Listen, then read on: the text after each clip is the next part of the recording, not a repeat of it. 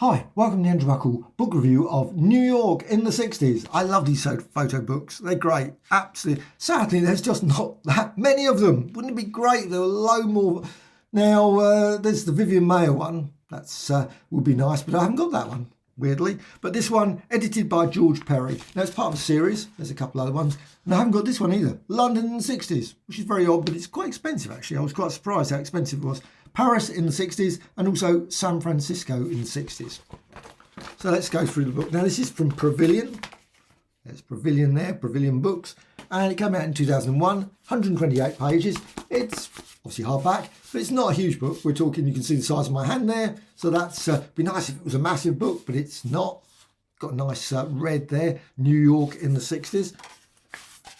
Lovely introduction, always good to have an introduction. And it's got lots of pictures of like Barbra Streisand, Andy Warhol, etc. Actually, Andy Warhol seems to be popping up all the way through this. Was he the only person in New York during the 60s? I assume so. But it does have pictures of things like grocery stores. Now, I love grocery stores. When I went to New York, first thing I did in New York was to go to a grocery store at about 1 o'clock in the morning. And it was a searingly hot night. Stayed up all night watching Star Trek and eating lots of unhealthy food. So that's my happy memories of New York.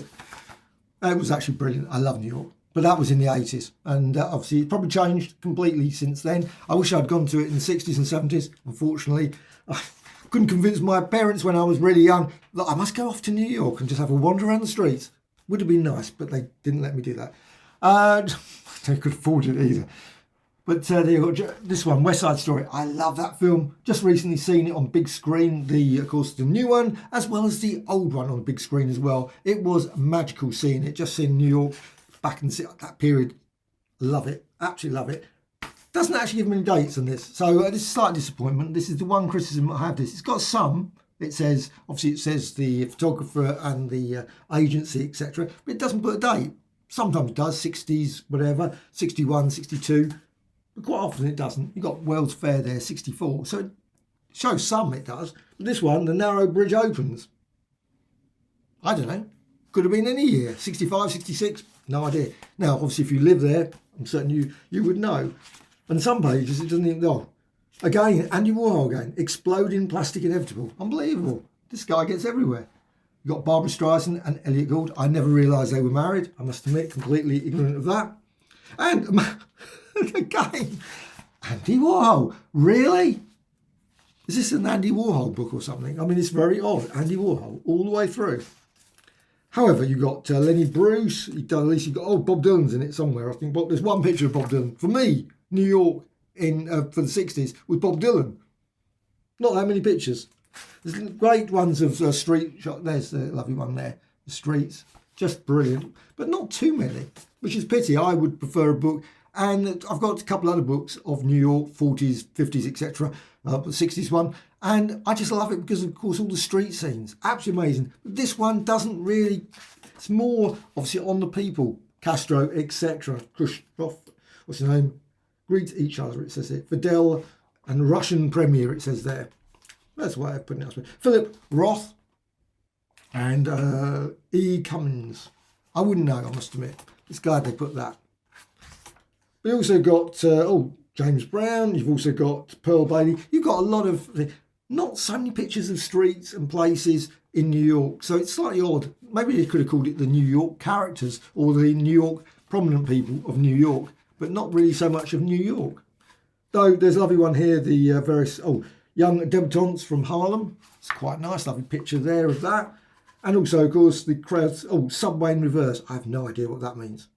I suppose because it's up in the sky, isn't it? But wow, that looks pretty impressive. No, that would be quite good to be on. Also, photo captions at the back. It's got a list of all the various, obviously the various. But even here, it doesn't give anything. It just says Arthur Miller, etc. Poses for the opening display after fall, but no date, which is very odd. I mean, I don't know when he was posing with his photo. Some it says 1964, and here you got the West Side Story one.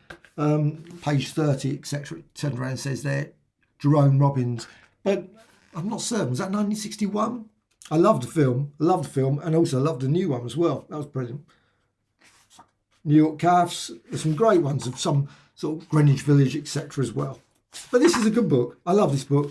It's just one of those books you think, it could have been like 4,000 times better. That's always the trouble with some of these photo books. You think if it'd just been a bit bigger, maybe if they'd gone for a sort of slightly better range of photos, more photos like that. I would have loved more photos. If that book had been full of that sort of photo, I would have been like, this is a book for me. But I'm not so keen 2 minute on all the famous people because I've seen them in lots of other books. And if you've got, sort of reading biographies of like his one, Some Colour, you've got Some Colour, Jimi Hendrix. Obviously, you've seen these pictures. So it's nice to actually have a book where you've got sort of street scenes and things that you're not so familiar with, sort of like the Gaslight. And certainly not that angle. I have seen pictures of the Gaslight, not poetry calf as it says there, but I've seen pictures of Gaslight, obviously Bob Dylan, etc., back in the 60s. Just fascinating, those streets. That was when I came to New York. I went to, straight away, that area. That was the area I went. That was my first must go to. Went to the place where obviously the Freewheeling Bob Dylan album cover just had to go. I think it was Great Jones Street. Or something like that. And wow, it was completely different. It wasn't snowing and there was not Susie Rotolo next door to me, but it was still pretty amazing to be in that street. I walked down the middle of the street, pretty risky, I expect, but there were no cars coming. But it was, I thought, oh, that sort of thing. Same as people do with the Beatles, of course, when they go to the, and they go, oh, Andy Warhol again. This guy's everywhere in this picture. This one, Underground Cinema, I expect Andy Warhol's in there as well. Certainly is, bound to be. But what a book. It is great. I love these sort of books. So 1960s, just great with some street scenes, but not as many as I would like. I must admit, more street scenes would have been great in this book, but still a very nice book. And if you're into photographs and things like that of New York, I think this book is definitely one for your collection. So totally recommended.